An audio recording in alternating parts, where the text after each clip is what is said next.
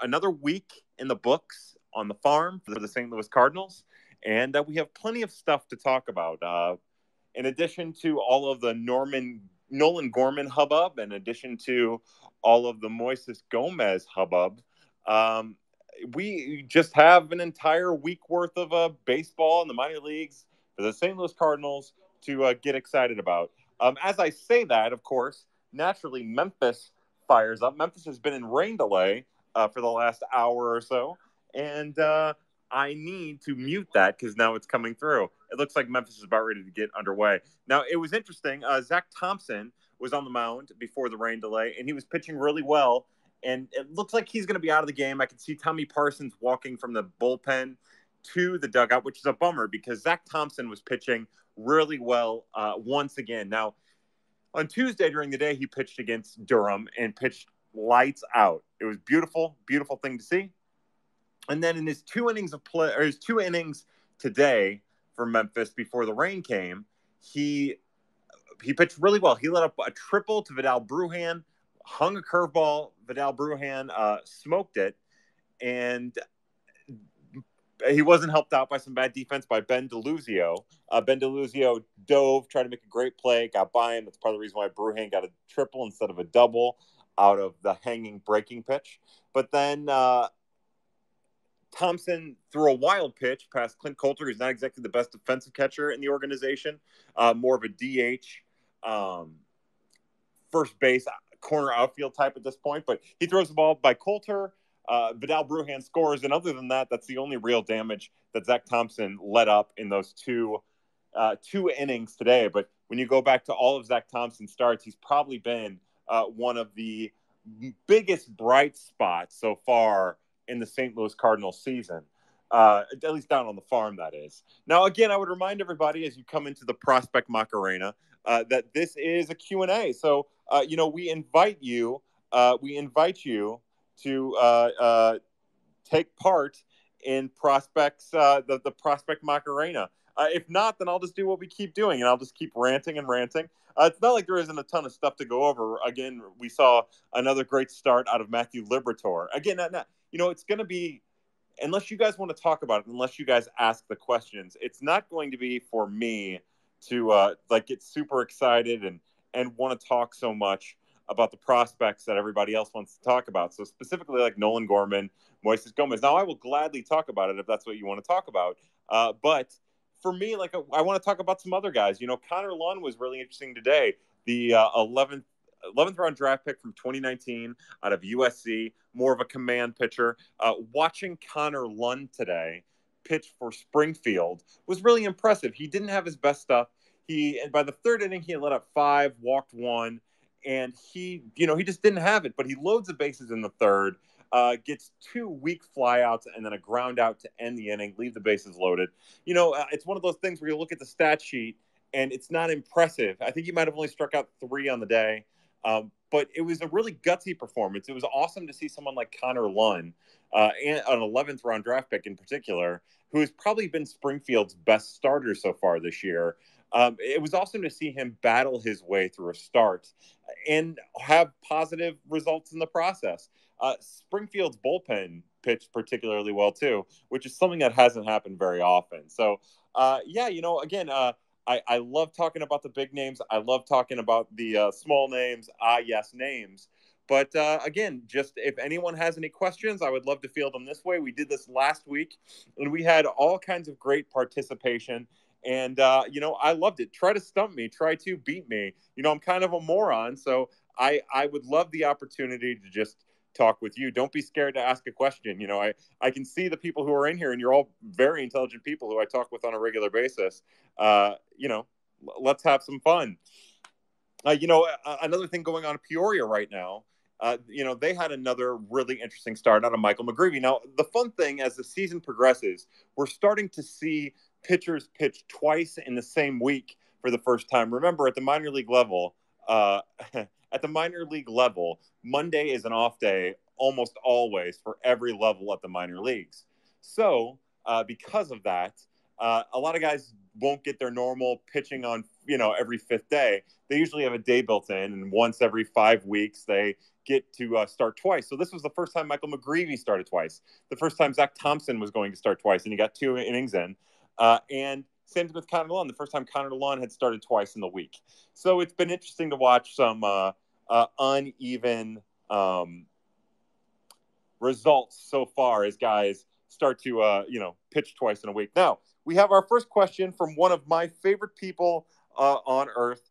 His name is Adam. His last name is Butler, and I have added him to a speaker. So Adam, it says that you're muted. You might have to unmute yourself. And what you got, my friend? Hey, what's up, man? Can you hear me all right? Oh my God, you sound great. I can hear you. All right. Hey, it's not exactly a small name, at least not this season, but Yeah. my question was about Moises Gomez. You've seen the way the Cardinals have operated recently, and it's almost like if you can't play strong defense, you're kind of they don't really find a place for you. So I was wondering what you see with him, if he has actually unlocked something with his offense. Is he probably a trade piece, or do you think that's someone that might actually move up through the system? Adam, first off, again, thank you for asking the question. Moises Gomez has been so much fun to watch and try to figure out. I watched very little of him last year. Once the Cardinals signed him as a minor league free agent, I think at that point, MILB had not archived their 2021 season. So I had gone back and watched some of him. He looked a little pudgy compared to how he looks this year. And, I would say he was less relaxed with his swing. Like, he was a little bit more fidgety in the box, and he was just swinging at everything. And I guess the first thing that I noticed about him this year is he was a little bit more patient. He's still an aggressive swinger, but he was still a little bit more patient at the plate. And one thing I noticed too is he didn't have the ability to make contact with breaking pitches. It kind of had like the Jag effect. Like in 2018, when the Cardinals had Jose Adolis Garcia down at Memphis, he was hitting a ton of home runs, but he was striking out all the time. And then he went on to a run in August of that year where he just was amazing. And that might have been 2019 now that I think about it. I can't keep it all straight. But anyways, but for a large portion of the season, he just couldn't hit breaking balls. And then he went breaking ball hunting and was one of the most deadly power hitters in the Cardinals organization that year. Again, now I think it's 2019. I don't know if it was 2018. And it was kind of the same thing early on with Moises Gomez.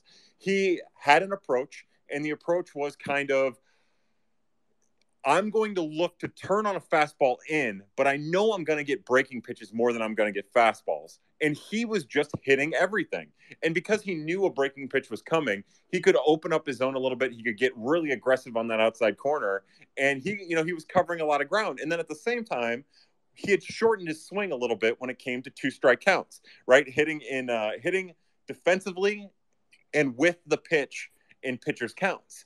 And all of that was working really well. What's been really fun to watch, and kind of in a negative way, not fun to watch, but one thing that's been fun to observe is in at-bats now, the way that he was attacked this week in particular, we saw him getting a lot of sliders on the outside corner early in counts. And if he still did damage this week. He still had 2 home runs. He still had a bunch of extra base hits.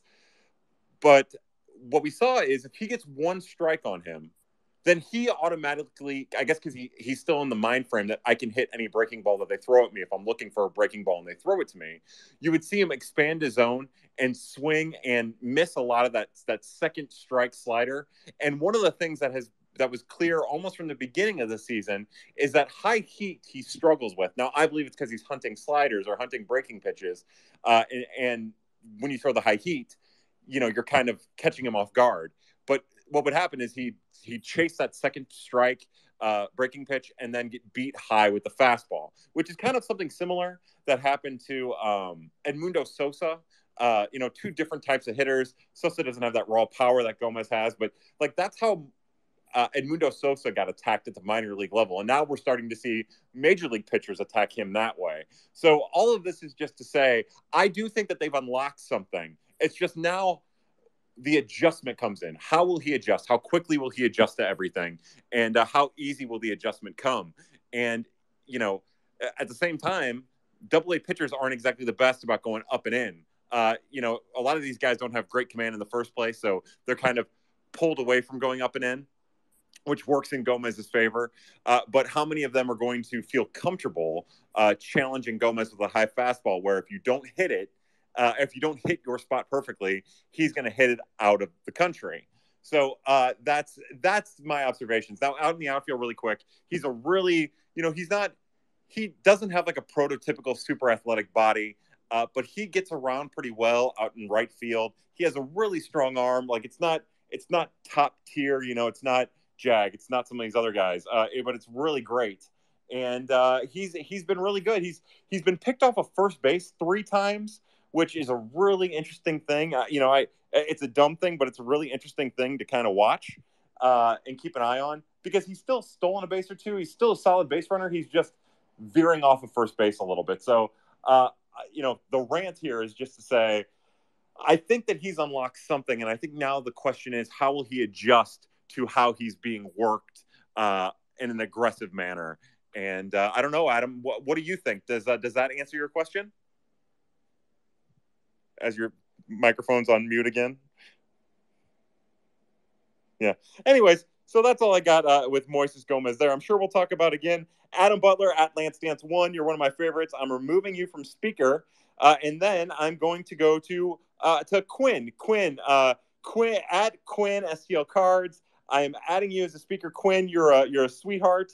I would love to know what your question is. You'll have to unmute yourself. Hey, what's up? Real fast, before we get to you, Quinn, I just want to say, Cardinals chat, you're next in line, and we can't wait to get to you. What do you got, Quinn? How are you, bud? Hey, yeah, I'm good. I got a couple questions. I'm a lot better since the Cardinals actually came back today.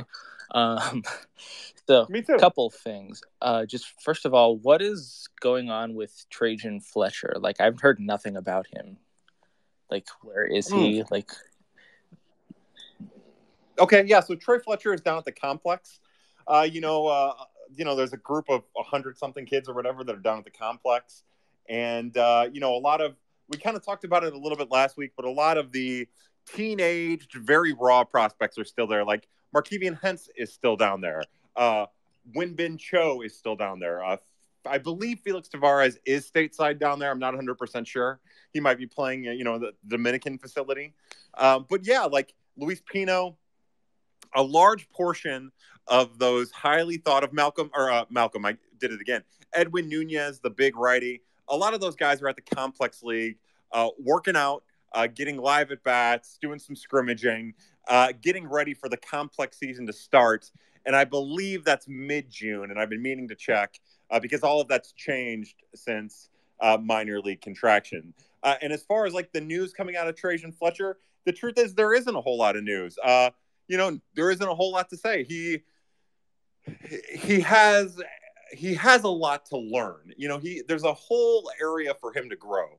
And he's just like any other 20 or 21-year-old with immense talent. That talent isn't going to go away. It's just how to practically apply it, how to stay dedicated to the practical application of it.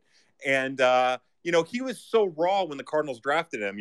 When you go back to that draft, when the Cardinals drafted him in the 2nd round, there was all that talk about how he would be potentially a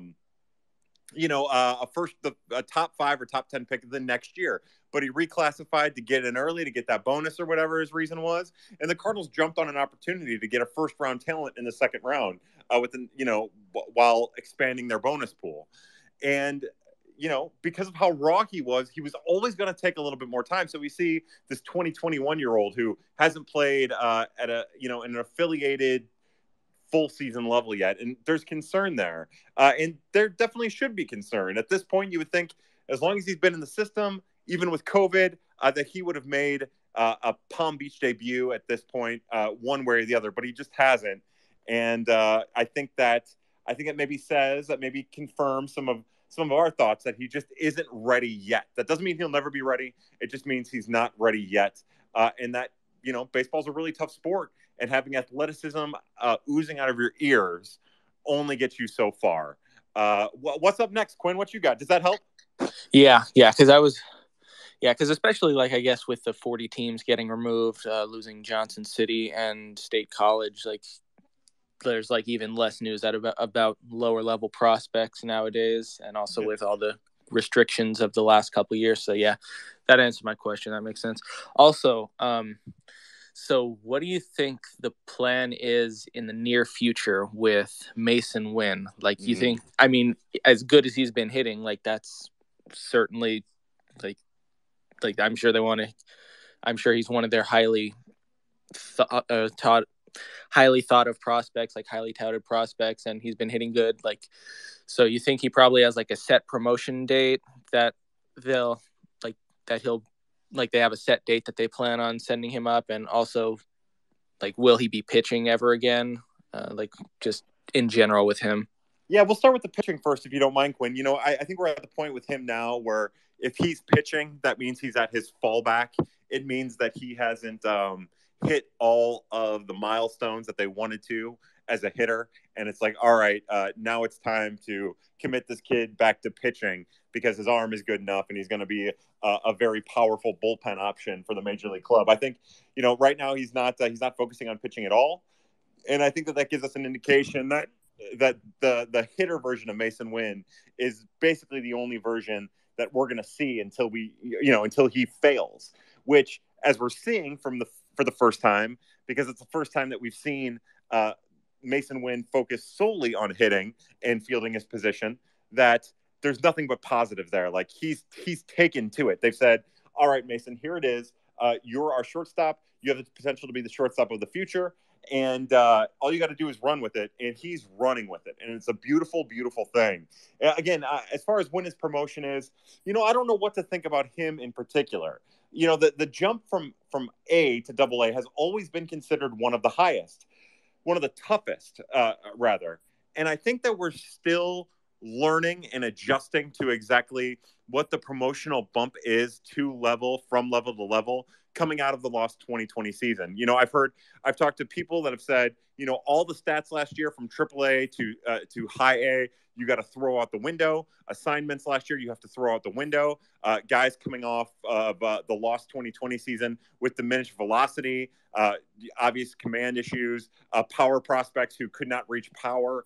And then, you have AAA hitting home runs out the wazoo. It's tough to really gauge what the talent level is at each level as compared to how it was prior to COVID. So if the past is any indication, then the highest prospects always seem to have a date attached to them when they get the promotion. Jordan Walker had kind of a date. Nolan Gorman has had kind of a date for many, many years. I would suspect that if Mason Wynn keeps hitting, that date will probably be around what would be the All-Star break if there was a minor league All-Star break built in right now. There's a break built in, but there's not like an All-Star game at this point at any of the levels. I wouldn't be surprised if it's then. But I also think with Mason in particular, because this is his first time fully committed to being a position player and a hitter, I think it makes sense to maybe back it off, be a little bit more careful with him because, you want him to keep hitting. You want him to feel good. But at the same time, if he keeps hitting this way, it's just like the conversation we're having with Nolan Gorman at the major league level. If he keeps hitting this way, not only getting infield singles, which he can do because he's a burner, not only getting infield singles, but also driving the ball to the gaps, hitting doubles off the wall, your occasional home run here and there, while continuing to play like a really good defensive shortstop and showing off that arm, the best arm in all of baseball right now from an infielder. I wouldn't see any reason why you can't keep that, you would be afraid to push that up a level. Delvin Perez had shown some good signs at AA. You go to AAA, Evan Mendoza and Kramer Robertson have shown some good signs at shortstop at AAA. Mendoza in particular, defensively Robertson in particular, but there's nothing that should stop Mason Wynn from getting moved up when it's time to move him up. Does that help, Quinn? Yeah, because if you're slugging 614, you can probably get by without pitching for sure.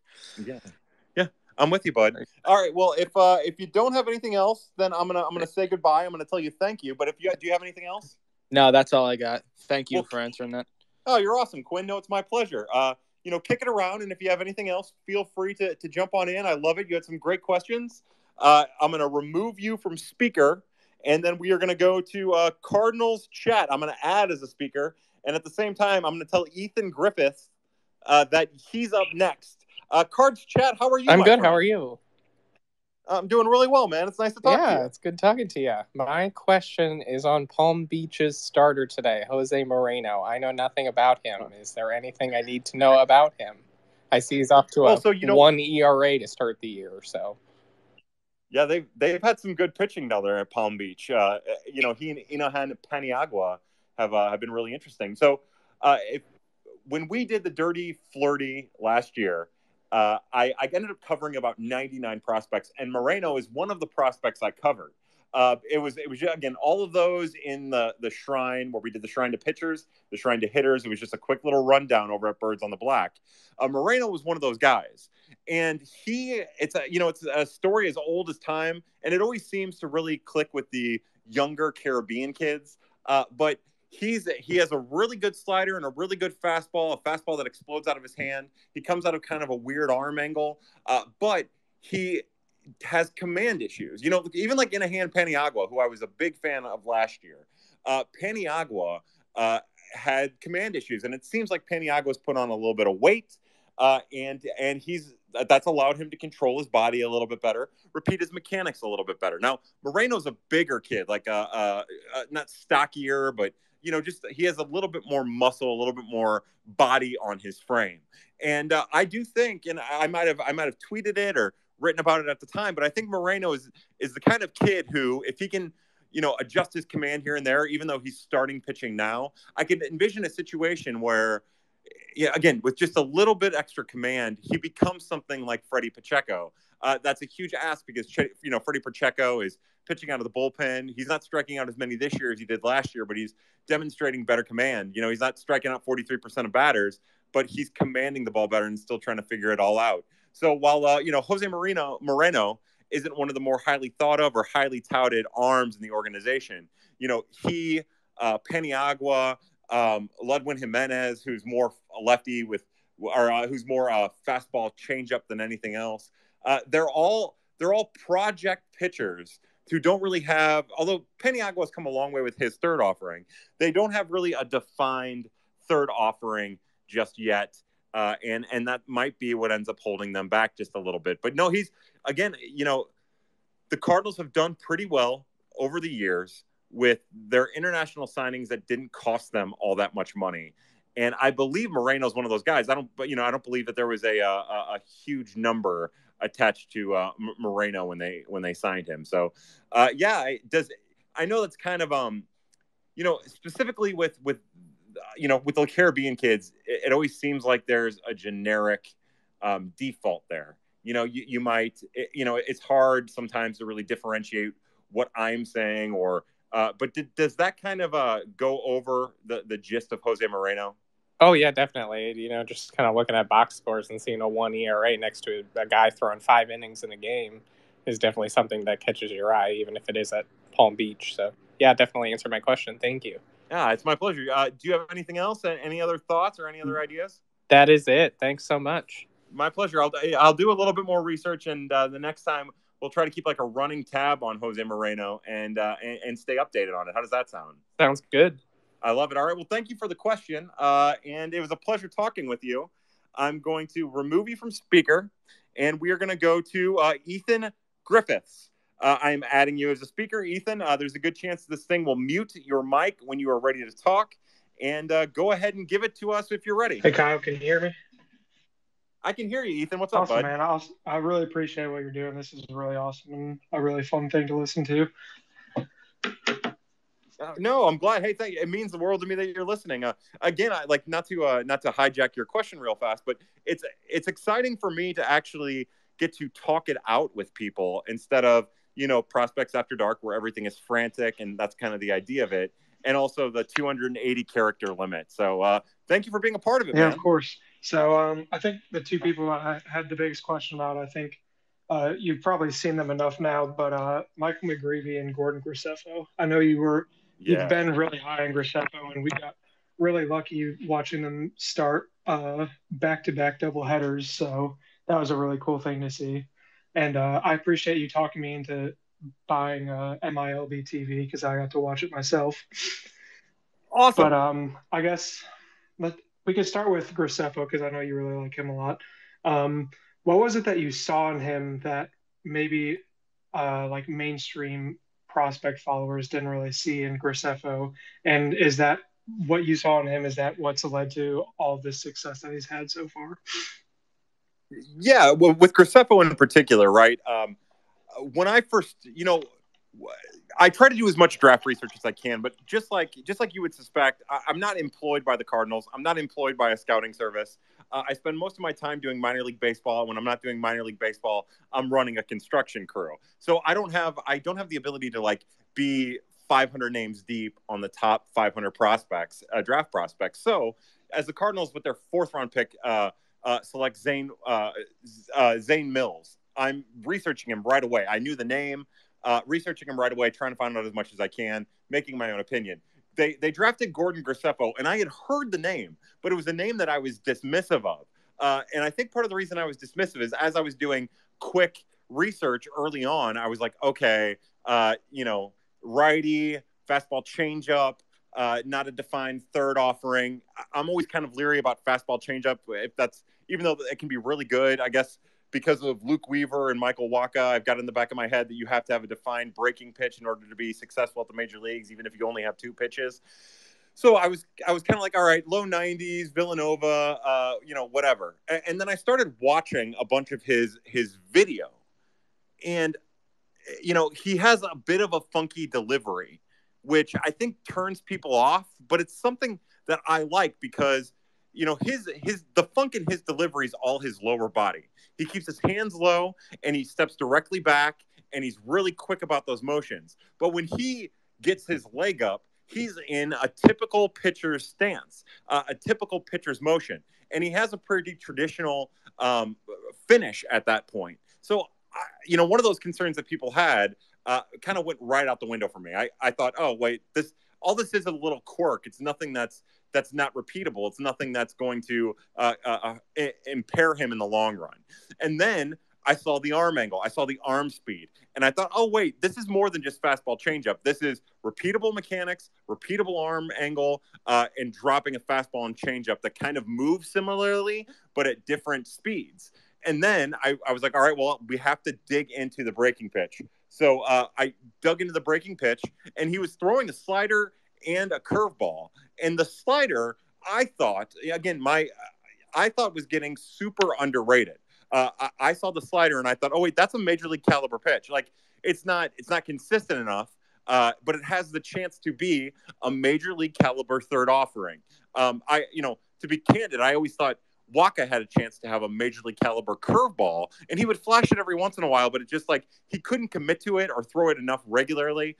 And to go back a little further, I went back and watched as much of Michael Wacha as I could prior to that draft, just to see what the change or the curveball looked like, just to remind myself what the curveball looked like. And in my estimation, I thought Graceffo's slider was better than Wacha's curveball at kind of the same point. And then when you start reading about Graceffo, you'd read hasn't let up a home run. You'd read he walked 13 people. And then you'd see that not only, in addition to that, the only walking 13 and not letting up a home run, you would start to see reports that, oh, he hit 97. But it was never from one of the outlets, right? It was always from somebody who just decided to film a Villanova game at Villanova.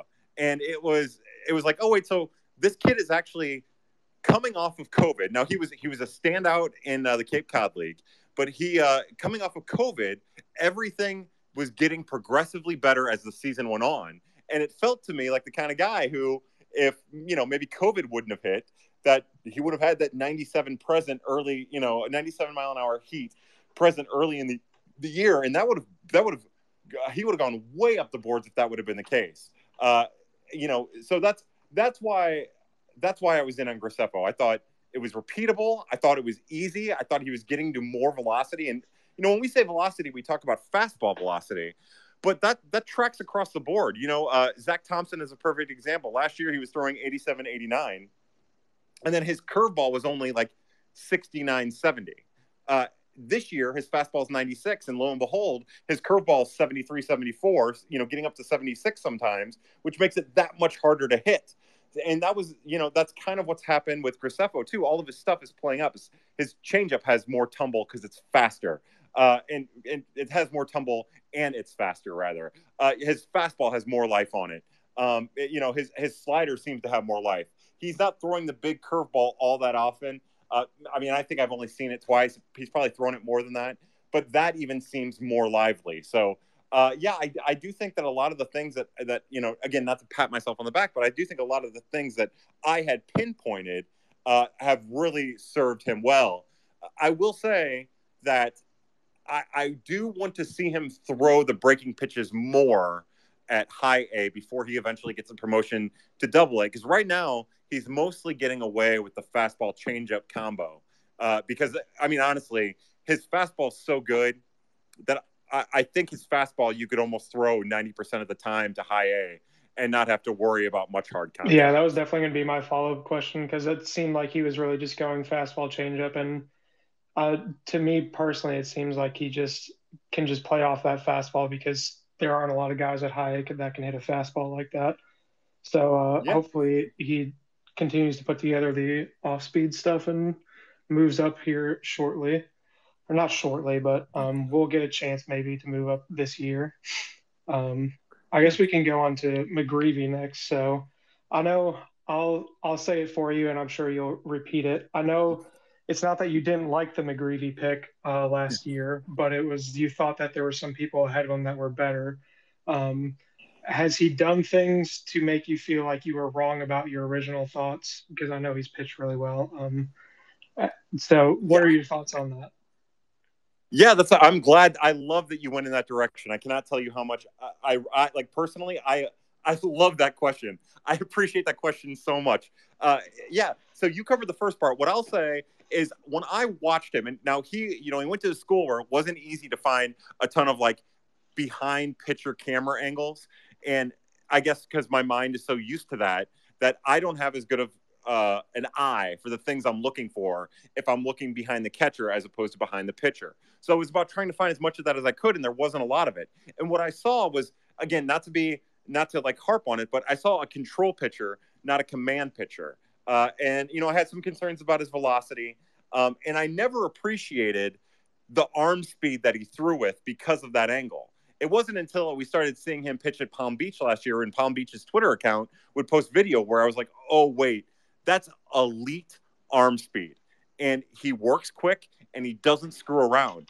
And then this year, what's really stood out to me about him, more so than anything else, is while I stand by that he was more of a control pitcher last year, where, he'd live inside the strike zone. That doesn't necessarily mean that he would hit the glove. He would just throw strikes. Because his stuff was lively, whether it be the big breaking curveball or the fastball or the slider in particular, because his slider can be really lively too. And it's been really cool to see him throw it a little bit more. But what he would do is he'd be able to get away with just throwing strikes and living in the strike zone to hitters that, that was just, his stuff was just too much for them.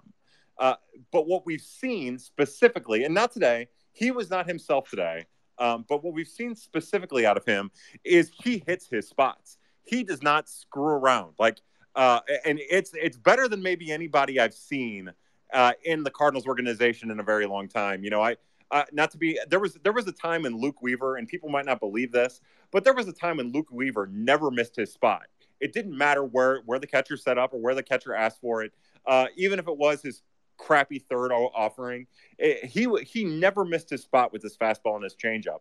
And that's kind of how it is with McGreevy. Like, again, this was the first time that McGreevy has had a 2-start week, which, he's on regular rest instead of having that day off on Monday. So I think that's part of the reason why maybe he didn't have, his pinpoint accuracy today. But he was commanding the zone pretty well everywhere. And that was, all season until this last start. And that's incredible. His fastball got dinged around a little bit today. Again, my guess is it didn't have the life on it. His arm wasn't as rested. But yeah, I would say that the two things that really stand out to me that have made me more of a believer than what I was, although, we talk about Graceffo, we could talk about McGreevy, we talk about promotions. I think that Graceffo has a better chance of being successful at the next level right now than McGreevy, because I think McGreevy kind of hangs his breaking pitches a little bit too much. And I worry about the life on the fastball, where I'm not as worried about the life of the fastball in Graceffo. I think they'll both be good when they get to Double-A, but I don't think that we'll see full throttle McGreevy until maybe next year at Double-A or towards the end of this year at Double-A, depending on when they get there. But yeah, so for me, like the potential and consistent pinpoint command to go with that elite arm speed, and also the fact that he doesn't screw around. You know, he gets the ball, he throws it, he gets the ball, he throws it, and he's super athletic. We saw him make a great defensive play today. I didn't realize quite how athletic he was. I know that when he was a prep player, he played shortstop. Like, I knew that. I didn't realize how athletic he was for his body. He's well put together. You know, you can see the workhorse potential out of him. So yeah, you know, I'll be honest. If I were re-ranking, I'd probably move him up the ranks a little bit. But I also don't think he's quite ready for Double-A, even though he has like a sparkling stat line as it is. Yeah, and so I mean, you kind of touched on it, but we can get away from like the over analytical, and just for fun, if you had to pick, which one do you think goes to Double-A first? And I'll hold you to this whenever it happens. I'll say Graceffo. I'll say Graceffo gets it first. Okay. But you know, and not just because of my own personal beliefs, not because that's the way that I would go. I just think one of them has been pretty dominant, and the other one, like they've both been pretty dominant, but one's done it while striking a lot of people out, and the other one hasn't. You know, I do think right now McGreevy's third offering is better than Graceffo's third offering, but I also think, and we've talked about this too, my worry with Graceffo is the same worry that I had when Ryan Helsley got moved to Triple-A from Double-A, and it seemed like he was on a trajectory for the bullpen, when personally, I've always viewed him as a starting pitcher. And of course, you know, now what do we see today? We see 103 on the gun and him making every batter he's faced this year look like a fool out of the bullpen. And while I'll stand here and say I still think he'd be a great starting pitching option somewhere down the road.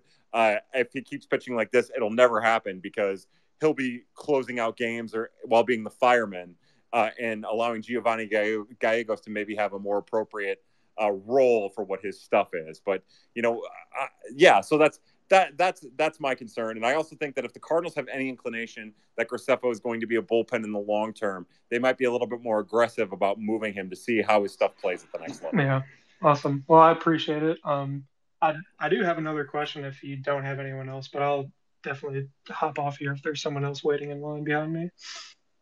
No, I love this. So right now you're the only person in the queue. Before we get to your next question, I'll just remind everybody that this is the moment where I am taking questions. As I see Derek Iwanek in here, I'm actually taking questions. So if you have a question, please bring it in. In the meantime, Ethan, the floor is yours. All right. Someone else that I feel like hasn't been talked about a lot, other than probably you, is Malcolm Nunez. That I've actually gotten to see him play on MILB TV, he has really surprised me with his eye. I didn't think that was something that he always had, but I can't say that for sure, because it's not like I've been following him forever.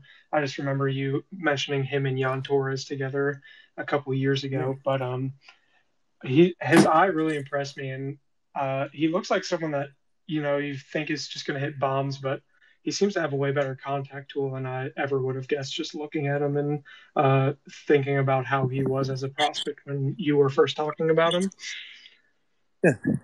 Yeah, he's an interesting guy to watch, right? Because for me, at least, when I watch him, he doesn't fit into any category. He's kind of like his own thing. He doesn't look like he'd be a good fielder, but he's like minor league average at third, and probably below average at first so far, because he's only played there a little bit. But he can handle his own. He has a really great arm. But when you watch him, you're like, what even is this player? What is this mold? What is this physique? It's so weird. And then he's got these like little choppy steps. He's pretty quick for his size, but he takes these like little choppy steps, and he takes little choppy steps in the field, and that messes with your head too. You're like, how do I evaluate this? Like, what is this? But then again, you watch him at bat. And I think part of the reason why there might be a stigma with him about his ability to, recognize pitches is all the way back. And I guess at this point, it would have been 2019. Both he and Jan Torres had like a little taste of Peoria before they got sent back down to Johnson City once the short season level started. And if I'm remembering correctly, both of those guys looked really bad in that small taste in Peoria. That was a rough stretch for both of them. I do remember that. Yeah, and I think they were both free swinging, and they were both just overmatched. Mm-hmm. Now, if I'm also remembering correctly, Nunez dealt with some back problems at Johnson City that year, back and neck problems, and he never really got it going. He was still really good, but he wasn't that what he was the year before, which was record-setting Triple Crown winner at the level he was at. So I think that's part of the reason why the stigma comes with him. But I'm glad that you bring him up because he's kind of one of those prospects caught in the middle of the really promising kids far away and the high-end talent that's at the major league level, because he is a hitter. The one thing about him is he's gonna hit. He's gonna, he takes a good strong at bat. He'll see a bunch of pitches. He'll go with whatever he's given. He's just a really impressive bat. And again, I don't know what that means when you compare it with his current athleticism and you project it out to a projected athleticism. But I know that it's just watching him hit is a pleasure. Even, and he even has power that he can get to, but he hasn't quite gotten to it fully. But yeah, no, he's a stick. He's a stick, and I don't know what the rest is, but I do think that his bat has the potential to play. He's like a choppy stepping Randy Arozarena in a way. Yeah. If maybe if we can get him on a 200 push-up chicken and rice diet, then we can get him up to the major leagues as a first baseman, third baseman, DH type. Yeah, it is really interesting because you see that bat to ball skill, and then you see you expect the power just because you see his physique. And it's really, he will probably eventually get to it in some form, but it's not exactly what you expect when you're first looking at him. But he's been one of my prospects that I've really actually loved to watch his at-bats. Yeah, they're kind of unique. So if I can ask you, what about the at-bats really stick out to you? I don't know. It's just he seems to always have a pretty solid eye. He never seems to really be fooled by anything. And even if he is, it just seems like he's keeping his bat long enough in the zone to where he gets the bat on it in some shape or form, so he doesn't strike out or whatever. It's something that you don't really expect from someone at that level, I feel like, and something that is maybe potential for becoming a major leaguer because he has that ability. It's just putting everything else together with it. Yeah, I'm with you, bud. I think that those are really great observations. It's very well said. I see. One thing I always tell people when people are like, "Hey, I'm going to Palm Beach. Who should I keep an eye on?" Or Peoria or wherever. Who's a prospect I should keep an eye on? I love the fact that Malcolm Nunez has stood out to you because I think sometimes the hype train maybe rolls through a little too loud sometimes. Oh yeah, definitely. So that's why I love to tell people when you go to a minor league game, try to go in open-minded. Try to go in as if each player is both Pete Kozma and Albert Pujols, and just let the noises speak for themselves. Yeah, exactly. Let the players speak for themselves. Yeah, I love that. I love seeing your responses to tweets like that because it's so true. I actually grew up in the Chicagoland area, and I lived actually right by the Kane County Cougars. I don't know if you remember. I think they played in low A, which was when Peoria or Palm Beach. I don't know. Whenever it switched, I think. So I got to go and watch a lot of Kane County Cougars games, and it was always fun to just watch guys, and you could just tell sometimes there were guys that were just different than everyone else out there, and you're like, that guy is definitely getting past this league and at least has a shot at the majors. It was a really fun thing to do going to those games.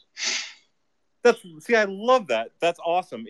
For me, it was I would go to Springfield more than I would go anywhere. Most of my friends in college were down in Springfield, and we'd always go to games. And, then I would take little trips here and there, for years afterwards. But I remember one time I wanted to see, coincidentally, I wanted to see Nolan Arenado. He was just starting, he was a highly thought of prospect, but he was just starting to get the buzz that it might be something else. And so my brother Michael and I went down there and we watched Nolan Arenado and we were keyed in on him. And believe it or not, the guy who stood out that game was Corey Dickerson. Dickerson had 2 home runs. He had loud noise. And to be honest with you, other than just in passing a little bit here and there, I hadn't heard much about Corey Dickerson. So that put him on my radar. And now you're talking about a guy who, an 8-year major league career who's been he's not doing well for the Cardinals. Yeah, we won't talk but about that. Yeah, this will be the last time we bring up Corey Dickerson ever. But so that's, I love the fact that Malcolm Nunez stood out to you that way, and I think we end up finding out more about prospects through that potentially if you had a large enough sample than if you are just reading Baseball America or Prospects Live or Baseball Prospectus, which isn't to discredit what they do, because all of those outlets do amazing work. Again, I will say specifically Prospects Live because I love those guys, and Jeff Pontus at Baseball America, who was at Prospects Live.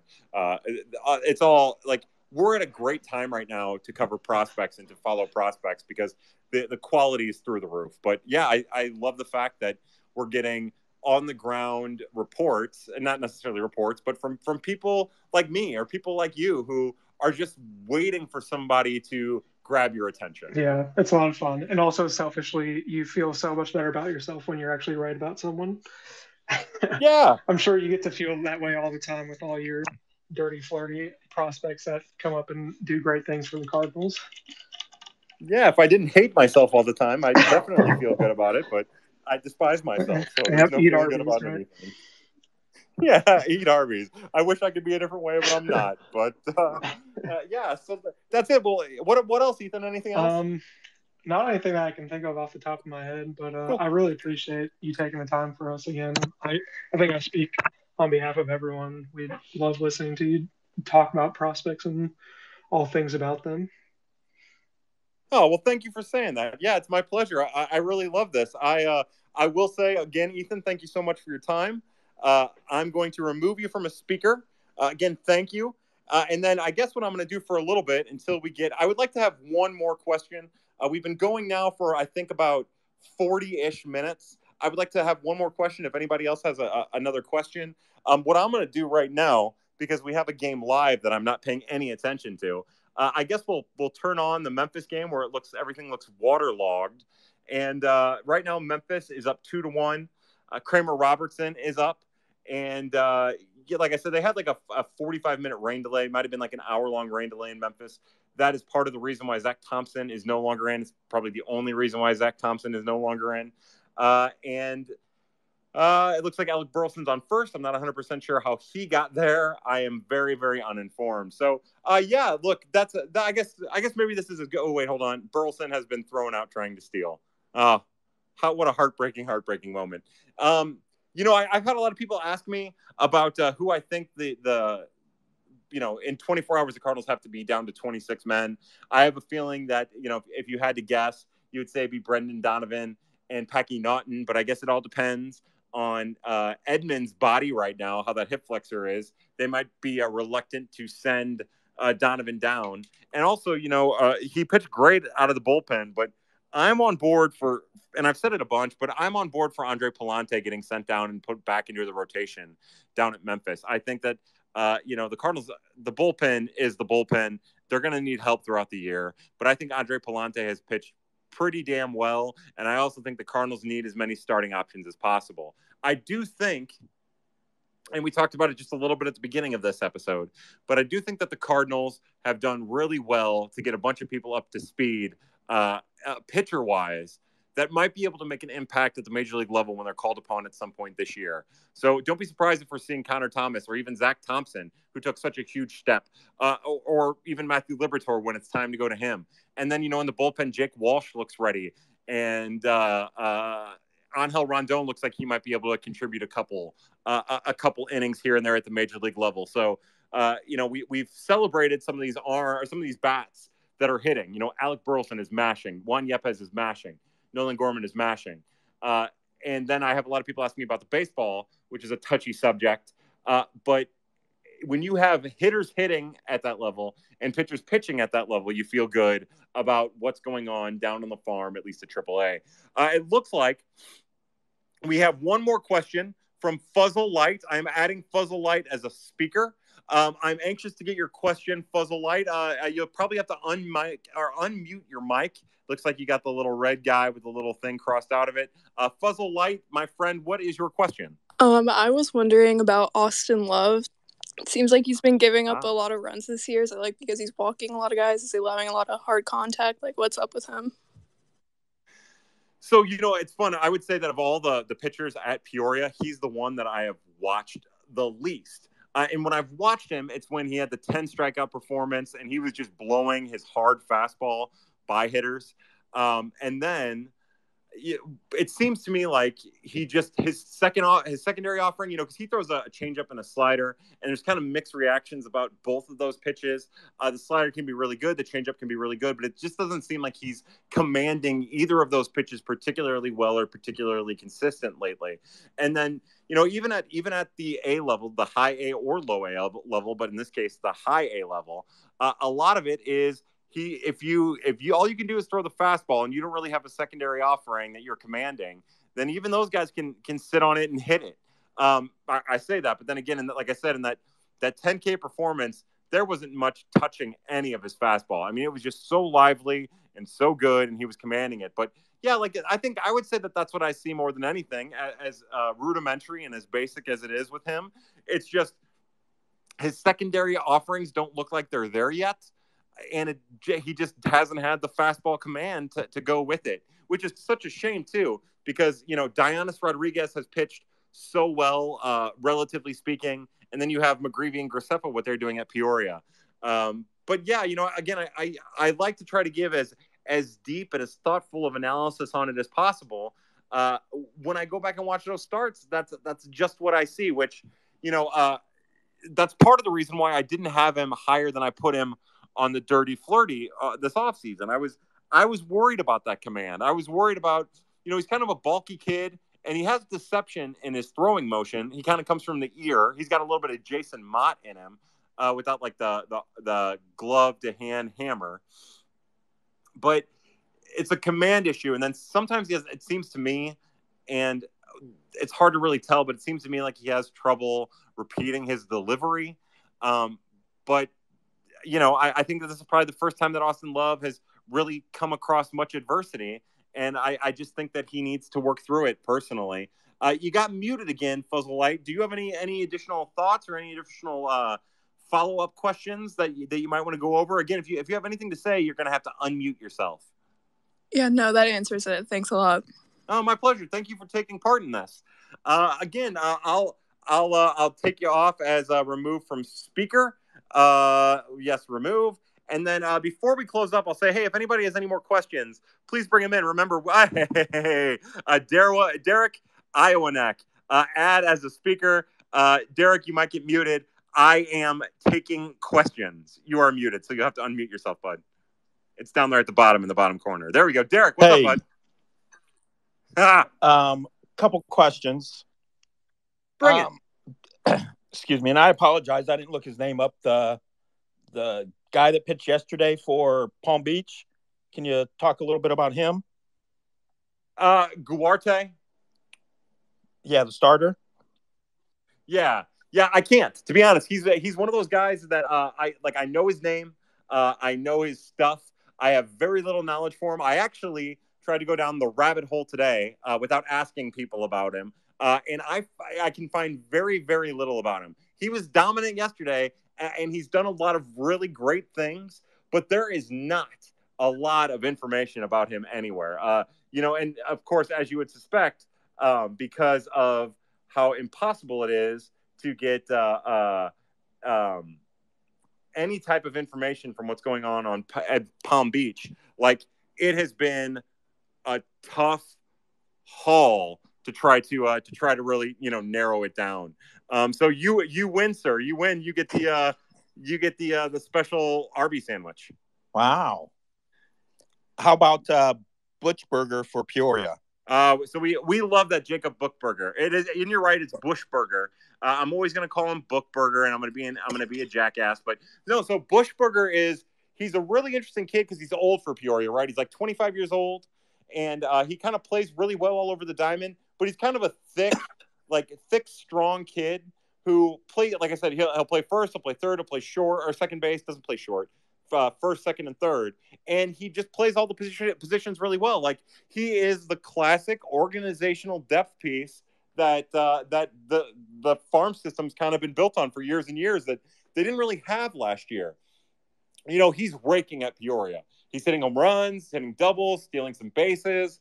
Again, being like the catalyst of that offense a lot of times, coming through with some big clutch hits, making some really good defensive plays. But where it gets interesting with him is because he's older at an advanced age, or he's older at a not advanced level, it's hard to really get a feel for how it translates. He is hitting a lot of things hard, and I know that he's been a good resource for the players in Peoria, kind of in the team leader mold. And I know that every night he does something really good. He's got a very, very compact, not complicated at all right-handed swing. I've seen him. He's kind of punched around fastballs and gone with breaking pitches. And, he's in kind of a tough spot because he probably shouldn't be at that level, but he's doing the most he can with that level. Fair enough. Anybody else, bud? No, I think that's it. Good. Yeah, as we go over this, like, those guys, I think Gianluca, we talked about him last year. You asked during Prospects After Dark about him, and it's like, it's so hard to get information if you don't explicitly ask somebody about it. And even then, it always ends up being like, the default generic. So that's part of the reason why it's so important to me to be able to see these guys before, like, I report on them, before I put them in the dirty. That's why I always try to watch them. Now, if I can, it's like segue from the guy you asked about to a guy that I really like that's at Palm Beach, a guy worth keeping an eye on, is I believe he was drafted in between, I think Cabell was in the 17th round. I want to say Andres Granillo was drafted in the 16th round last year, either 16th or 18th. It might have. Thomas Francisco was 19. Granillo, I want to say, was the 18th round. But the relief pitcher down at 14th. I just looked it up. Heineke was 13th round. Cabell was 17th round. Who was 15 and 16? Anyways, so yeah, keep an eye on him. He's a high-powered relief pitching prospect who's probably not going to be at Palm Beach very long. He's one of the guys I would keep a close eye on. He's got a really good breaking pitch. He has dealt with a little suspension history. And I think he had a back injury at some point last year too. And that's part of the reason why he fell as far as he did. But of the pitchers there that I've been keeping a close eye on, we talked about Moreno earlier, Inohan Paniagua we've talked about, Ludwin Jimenez, Granillo, Hayes Heineke, Chris Gerard, who was the 12th round pick in 2021, signed as a big bonus out of Virginia Tech, I believe. All of those guys are the guys that I'm keeping a close eye on, and I'm excited to see the rest of them. Unfortunately, Palm Beach isn't on television, isn't on MILB TV until, I want to say, August. But they do play St. Lucie in St. Lucie, and now they have a feed along with Bradenton. So I think we get a little extended look at Palm Beach this year as compared to what we've seen in the past. What about Brian Pope? Well, Brian Pope he was signed as an undrafted free agent. And again, big numbers, but I think he's hurt. I think they just put him on the IL recently. But Pope has a chance to be like a big, powerful guy, but it's just he's probably too talented for the level he's at, based on pedigree more than anything. Okay, good deal. Awesome. Hey, Derek, it is it's always a pleasure to talk with you on Twitter, bud, and it's a pleasure to speak with you. Thank you. You too. All right, man. We'll talk to you later. All right. So we have one more question. We're going to go to Taylor Cruz. Taylor had a really good question. We had a really good discussion with Taylor last week. And Taylor, you're gonna cap this thing off tonight. What's on your mind, my friend? Okay, I just kind of wanted to go over Zack Thompson. So, watching Zack Thompson a lot this year, I've been seeing his fastball range in like 95 to 97. And you go back last year, I've seen it as low as 89 miles an hour. 87. Yeah, it got down to 87, 86. Okay, yeah. So the year before, closer to that 93 to 95 range. So he's got a good curveball. The off speed's getting better. The one thing I've noticed this year is with that better fastball, even compared to like Liberatore, he probably gets more swing and misses on his fastball. Maybe it's set up better with his curveball. I don't see as many curveballs with Liberatore. But is this the real Zack Thompson, or is his velocity going to keep going through these stages of dipping? And do you think this is something he can maintain throughout the season, basically, is what I'm asking? Great question. There are two things that I think are positives that make this something that could stick.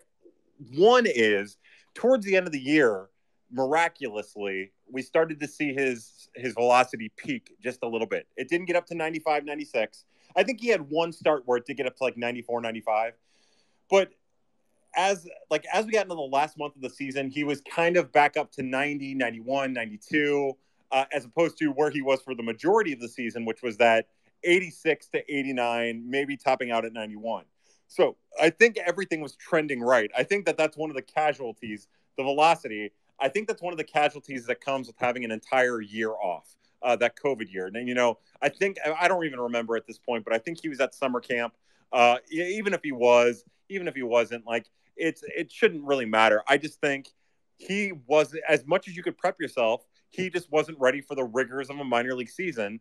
And it didn't manifest, and it hurt him. But I think that it is something that can stay. I'll be honest with you. Part of the reason why I wanted to see his start today, not only because it's, he's exciting now, he's as exciting now as we always hoped he would be. But part of the reason I wanted to see his start today is it's the first time he started twice in a week. And I wanted to see what that velocity would be. And his velocity was exactly what we hoped it would be. It was 95, 96 in those first two innings. I'm bummed that we didn't get more. I'm bummed that the rain came into Memphis and ruined that start, because I think that as we got into the fifth, potentially sixth inning, we would have been able to get a good idea of exactly what his command looks like. That extra built-in day of rest, I think, might help hide some of the concerns that we might have otherwise. I also wonder if it really works to benefit the prospects. It's something I haven't really talked to many of them about, and it's something I think I'm going to start inquiring about a little bit. But I do think it is. It's just with the history of arm concerns that he has, again, it's the difference between arm problems and arm concerns. There's definitely a little extra concern that comes with that arm and the velocity and its ability to stay healthy. So, if I was going to hedge, I'll say everything looks good right now. He's not slowing his arm down to throw his breaking pitch. He's commanding his fastball pretty well. He's not slowing down. He's not getting frustrated with himself when he's not hitting his spots. Everything looks right for him right now. And I hope it stays that way. Okay, thanks. Yeah, I just kind of wonder, because like when I look at this Zack Thompson, like, I see someone who he has probably a ceiling right where Liberatore is, if not maybe a little higher, because again, I feel like he's got a little more swing and miss on his fastball. Yeah. And I hope that's the one we keep seeing going forward. Man, me too. I think the debate with the two of those guys, and my hope is that they both stay kind of connected with each other. If they stay kind of connected with each other, like we're talking about them right now, that means they're both still going really well. Or I guess it could also mean that they both hit a wall and they're both terrible. But more than likely, they both continue to do well. To me, I think you nailed it with Thompson. I think his fastball's better. I think it's more explosive, and I think and he doesn't throw his changeup much. But he was using it late in his start on Tuesday, and I thought that was really impressive. I think he got at least one strikeout with it, got a couple swings and misses with it. But I think his fastball is more lively. It's just that with Liberatore, he has so much. He doesn't need to throw the curve all that often, but if he wants to use it a lot in a start against righties and then never use it again against righties, he's going to get swings and misses, and he's going to get people looking for it in other starts. And it's kind of the same way with the slider and the changeup. For him, and this is where I always get a little worried about the Cardinals and Liberatore, and we've talked about it a lot. I think that what we've seen out of, and this is not to say Andrew Kisner is God. He's got plenty to work on. I mean, more to work on than probably even I feel comfortable talking about. But one thing that I feel like we've seen is we've seen Kiz, even with relief pitchers, go to a pitcher's third offering. We had never really seen Gallegos' changeup. We had never seen Jordan Hicks' changeup or his curveball. We have never really seen, and every once in a while, we've never really seen what Ryan Helsley can do besides the cutter and fastball, except for a little bit of added curve before he went down with the knee. And what I feel like we're seeing with Andrew Knizner is Knizner's kind of calling additional pitches. And I think for somebody like Liberatore, I think that's good.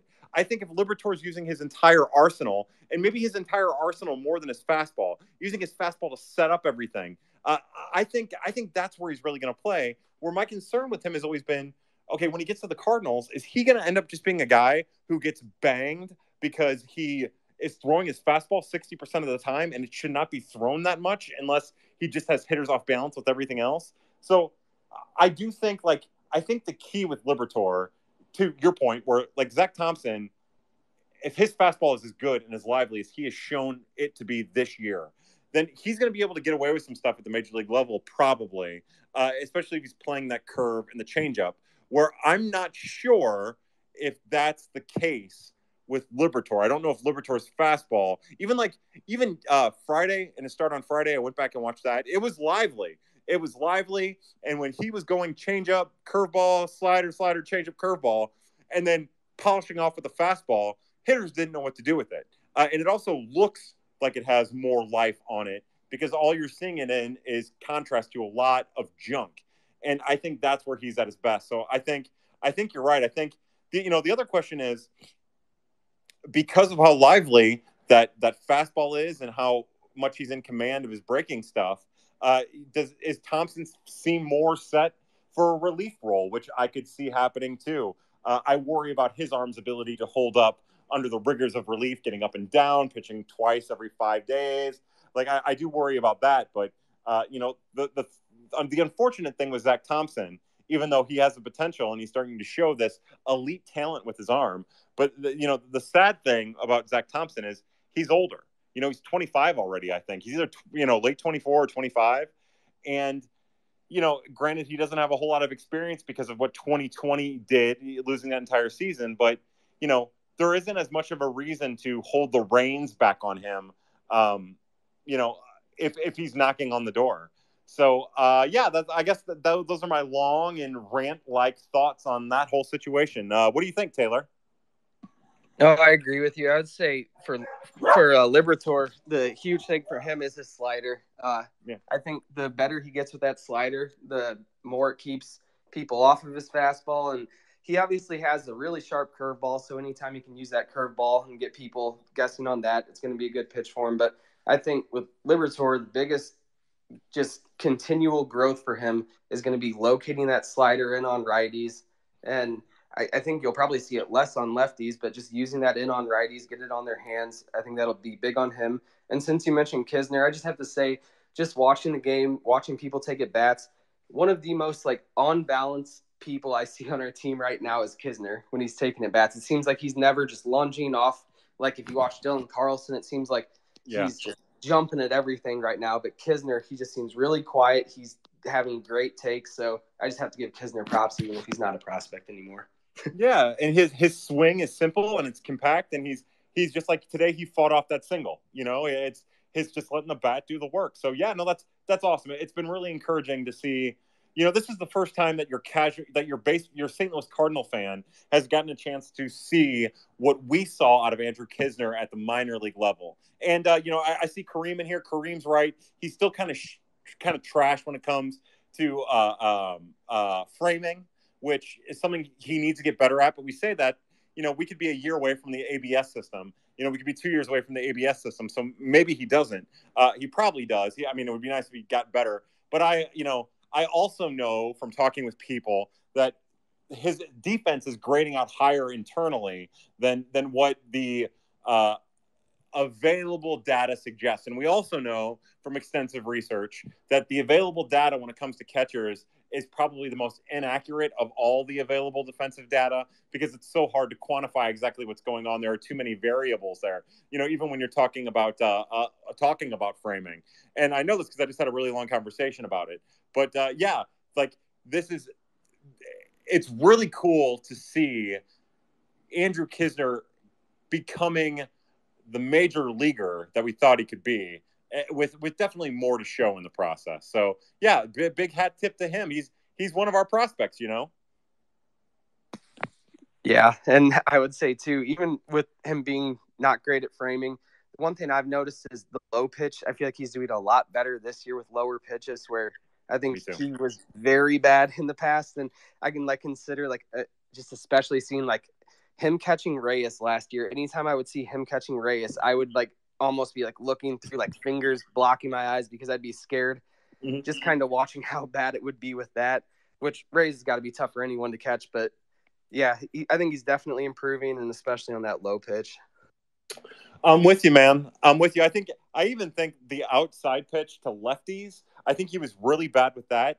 And I don't he might not be getting the strike calls with it, but it is so much smoother than it was. You know, he definitely made a dumb knucklehead play, trying to do too much, you know, threw the ball away at second. But other than that, you know, that's to be expected with a guy who's just trying to make an impression, who never really got an opportunity and is now finally getting a little bit of an opportunity. But yeah, no, I'm with you. I think it all checks out. Taylor, do you have anything else, brother? Nope, I think that's all I got. Awesome. Well, again, thank you. It was a pleasure talking it over with you. I'm going to remove you from speaker, and I guess we've been doing this now for longer than I thought we would. But I'm glad we did, and it's been a pleasure to have everybody in here talking it out. Again, my plan is to do this every Sunday. It's actually pretty easy for me to do. I would do pad more, but the problem is I have a real job, and because of the frantic nature of Prospects After Dark, it's hard for me to commit that much energy to it, and then continue to live a normal life. So we'll still do both. We'll still do Prospects After Dark every once in a while if things get fun. And my goal is to do this every Sunday sometime between 5 and 6 to kind of wrap up the minor leagues. And I hope that you guys continue to participate, because my goal is to make this the Prospect Macarena for Birds on the Black and Prospects After Dark and the Charlie Marlowe YouTube network. My goal is to make this as interactive and as much of your show as Pad was. So again, for everybody at Birds on the Black, everybody at Prospects After Dark, thank you for taking part in the Prospect Macarena on May 1st, 2022. I hope everybody has a great week. To another great week on the farm.